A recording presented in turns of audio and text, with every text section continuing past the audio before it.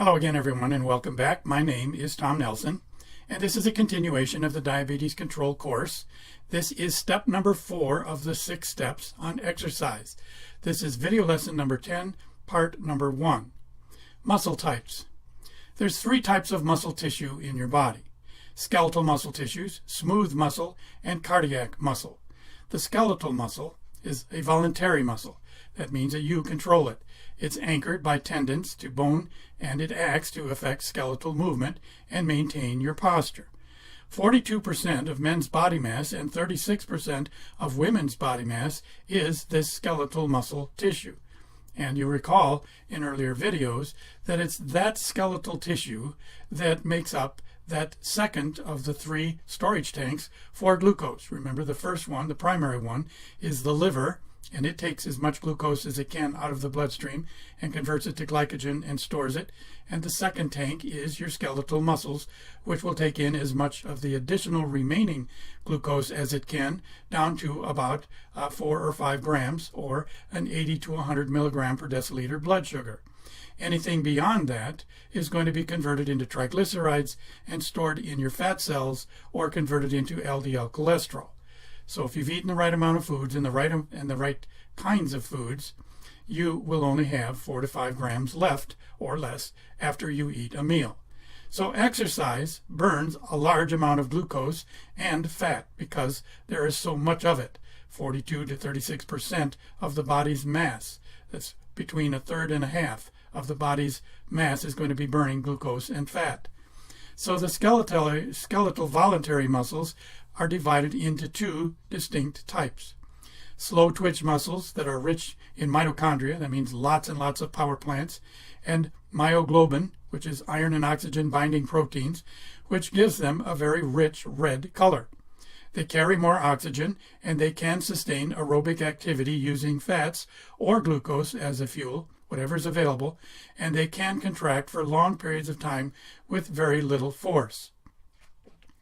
So the fast twitch muscles have 3 subtypes, and they vary in contractile speed and force. The fast twitch fibers contract very quickly and with all the power they can muster, but fatigue rapidly. That means it's something like a weightlifter, for example, can lift a very large amount of weight very quickly, but then he's going to be nearly exhausted when he finishes that lift. So they have less mitochondria and less myoglobin in those particular muscles. They contribute most to muscle strength, and they have a greater potential for increase in mass, for building up. So obviously, our individual combination of these fiber types will determine whether we are an athlete, a wonder, or a stumbling, clumsy klutz, which is where most of us are. It is all determined by genetics. The Olympic stars often have as much as 80% of these fast twitch fibers in their mix. So your mix is usually genetically based. And the marathon or cyclist champions have as much as 80% slow twitch muscle fibers in their makeup.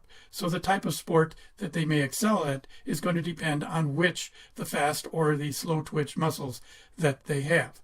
Science has not determined if it's possible to change our genetic muscle mass mix, but it's really kind of doubtful. Studies have shown that improvements in performance can be accomplished for everyone through vigorous training and, of course, exercise.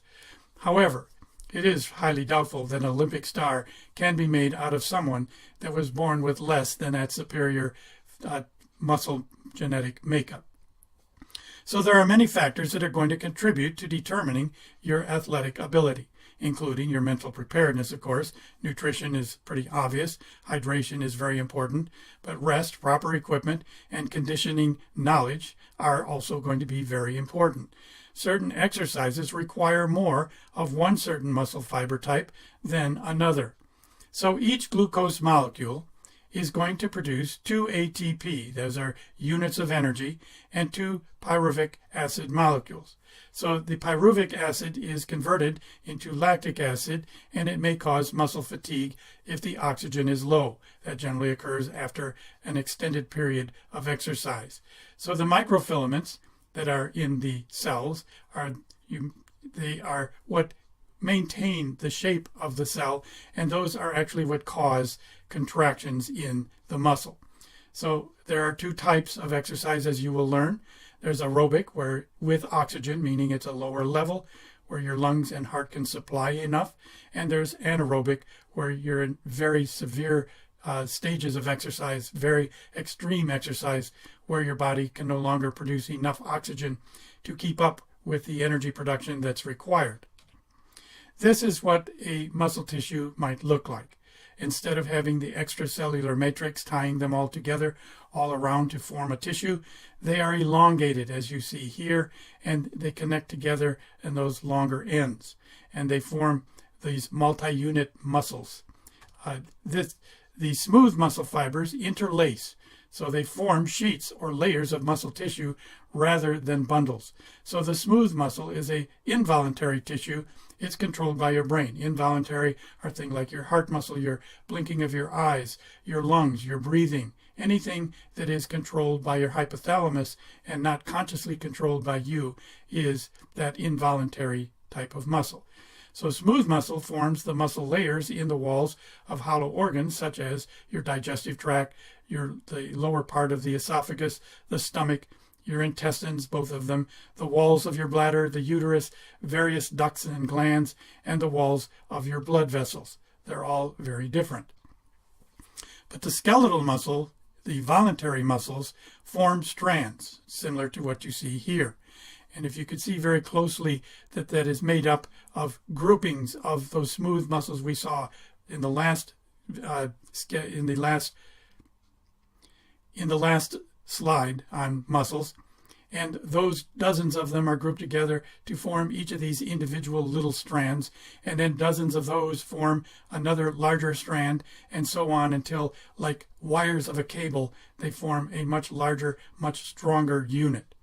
So the skeletal muscles are combined to form the muscles, the fascicles, the bundles of muscle cells.